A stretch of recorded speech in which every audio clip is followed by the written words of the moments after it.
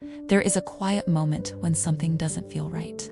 A tone, a look, a shift you cannot fully explain. And before you have all the information, your mind begins to fill the space.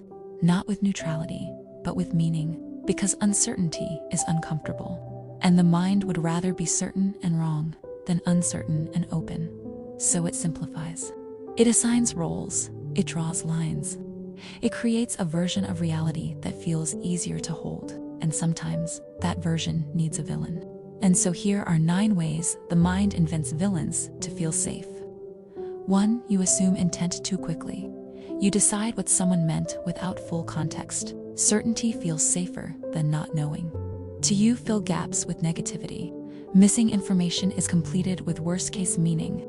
Your mind protects by preparing for harm. 3. You reduce them to one moment.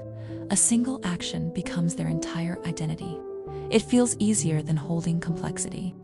For you, personalize their behavior. What they do becomes about you. It creates a clear, emotional storyline.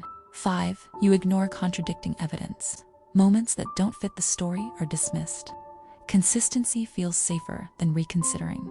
6. You compare to protect yourself. You position yourself as more right, more aware, or more fair. This creates distance from perceived threat.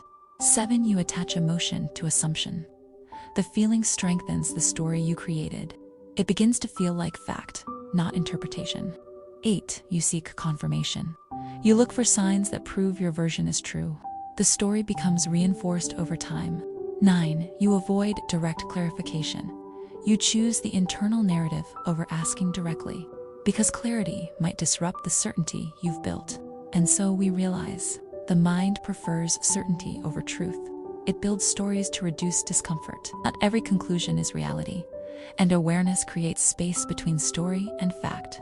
So we ask ourselves, what do I actually know? And what am I assuming? What feeling is driving this interpretation? Have I allowed room for another explanation?